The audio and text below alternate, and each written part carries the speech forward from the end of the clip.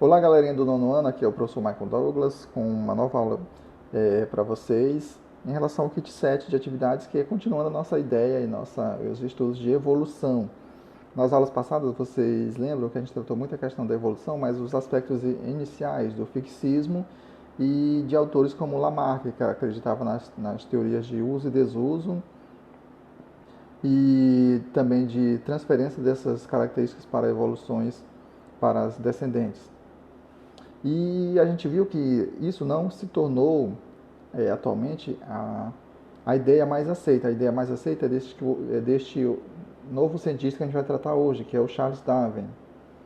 E a gente vai trabalhar muito a questão sobre isso, sobre como Charles Darwin chegou a essas ideias. E para isso a gente vai estudar a partir do capítulo, página 53 do capítulo 3 de vocês. Então vamos à primeira questão, que diz assim: durante a expedição que Darwin fez coletando informações sobre a evolução das espécies, ele passou pelo Brasil. Aí no Brasil ele passou em que regiões do Brasil? Isso vocês podem ver lá na página 53, onde nos parágrafos assim: Darwin esteve no Brasil por 2 vezes, nos trajetos de ida e de volta de sua viagem. Passou por Fernando de Noronha, passou também por Salvador, que é a capital da Bahia, Recife, ou seja, tem no livro de vocês todos os trajetos onde passou, vocês coloquem aí.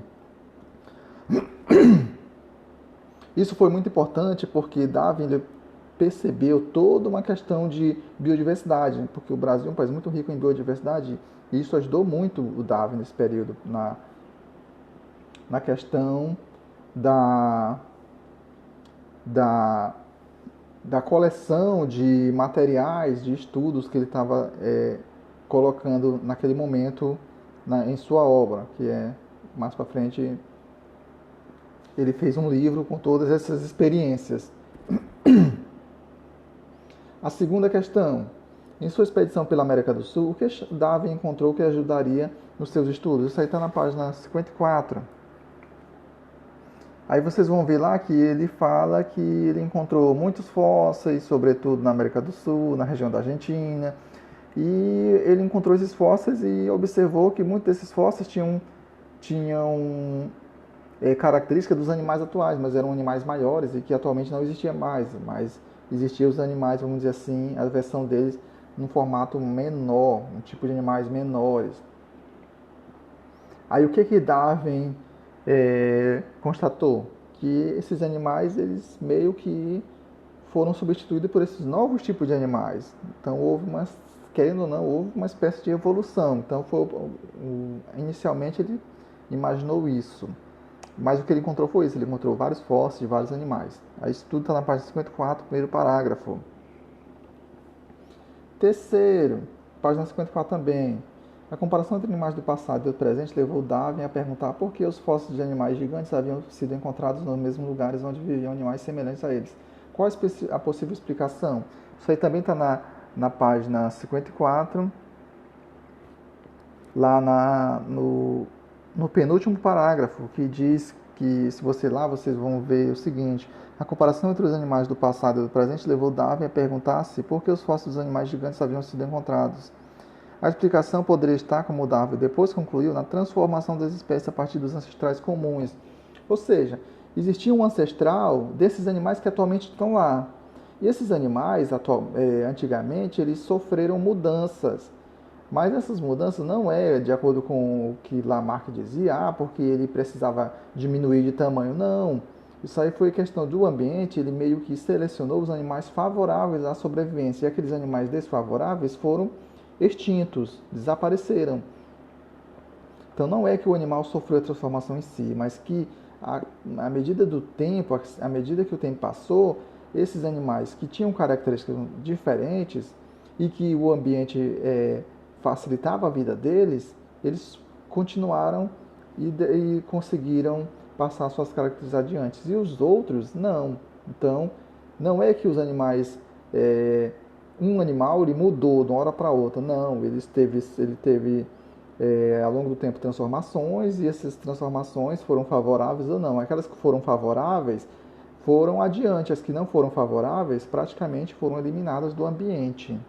E esses animais mais antigos, esses fósseis mais antigos, No caso, seriam esses animais que foram eliminados pelo ambiente. Quarta questão. O que Darwin encontrou nas Ilhas Galápagos? Isso está na página 49. Deixa eu ver se é na página 49. Não, não é na página 49. Corrijam aí, não é na página 49. É na página 55. Essa página 49, vocês corrijam aí, por favor. É na página 55. Aí ele encontrou nessas Ilhas Galápagos, que é uma ilha pertencente ao país Equador, ele encontrou uma biodiversidade única. Lá nas Ilhas Galápagos, eles são mais ilhas muito distantes do continente, e os animais que estão lá só existem lá. Eles ficaram isolados do mundo. E ele observou muitos animais diferentes e únicos. E os principais foram os tentilhões, que depois ele descobriu, ele constatou umas coisas bem interessantes sobre os tentilhões, que são uma espécie de pássaros com bicos que foram com o tempo adaptados para comerem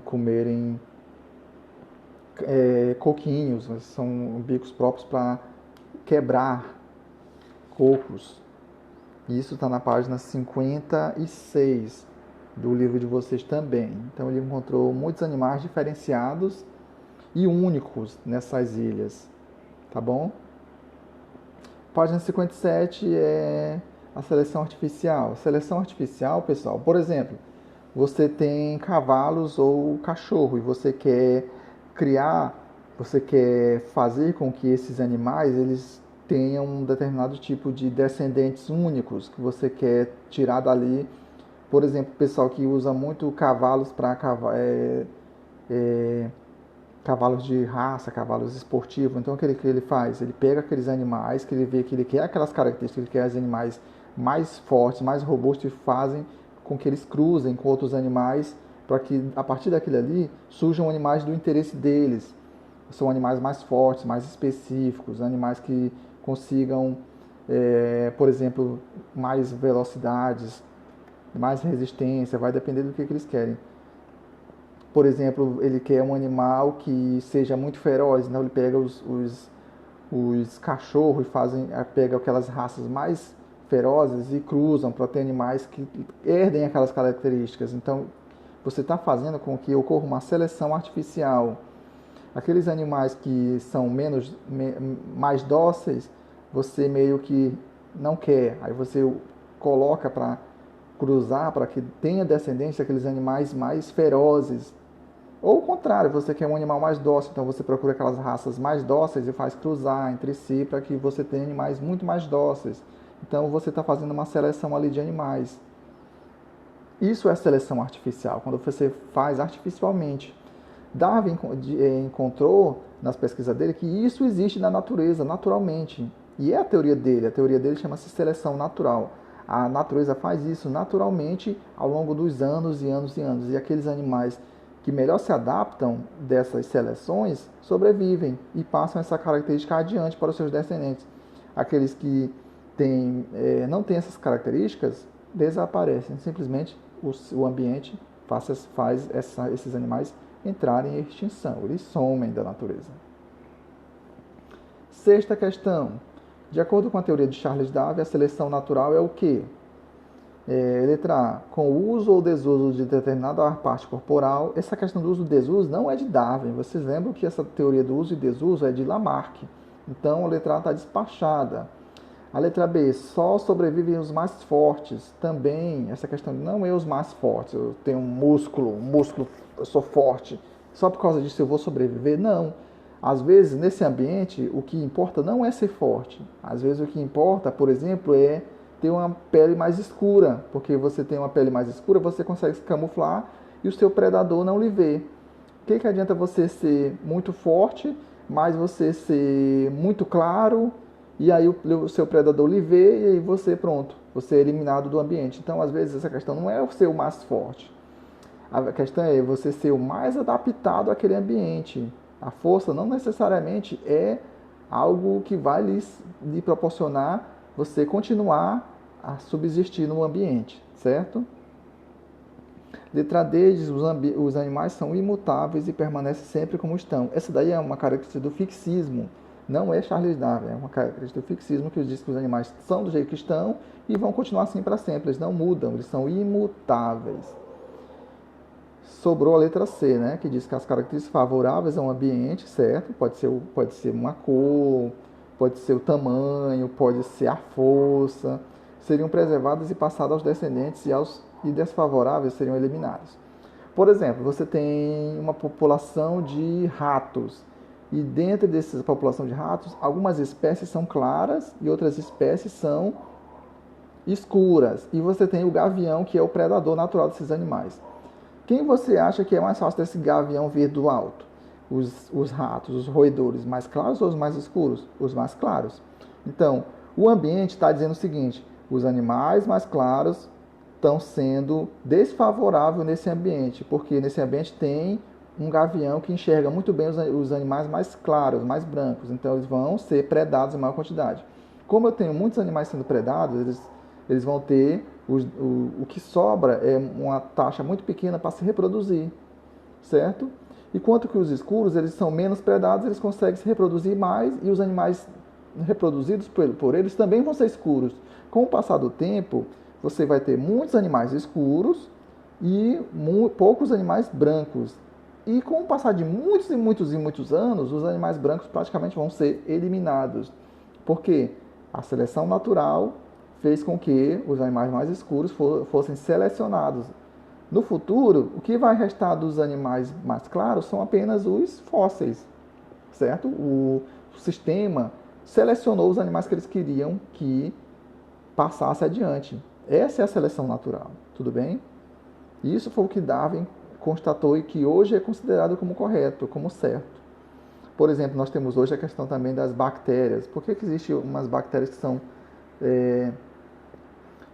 super resistentes a antibióticos? Porque existe essa seleção natural. Você toma antibiótico indiscriminadamente, as bactérias frágeis desaparecem e as que sobrevivem àquele antibiótico se reproduzem. Aí você toma o antibiótico de novo, não vai servir mais para aquelas bactérias, porque anteriormente ela já tinha sobrevivido àquele antibiótico. E ela se reproduzia e agora tem várias e várias outras bactérias iguais a ela que também aquele antibiótico não faz efeito. E aí você toma o antibiótico para lhe proteger daquela bactéria, daquela infecção, mas é mesmo que não ter tomado nada, porque as bactérias já se tornaram resistentes. O que aconteceu ali? A seleção natural de Charles Darwin. É isso, pessoal, é o conteúdo de hoje do livro de vocês. Espero que vocês tenham entendido o assunto. Qualquer dúvida, estamos à disposição para tirar as dúvidas. No mais, muito obrigado e agradeço a participação e por vocês terem assistido a este vídeo. Obrigado. Tchauzinho.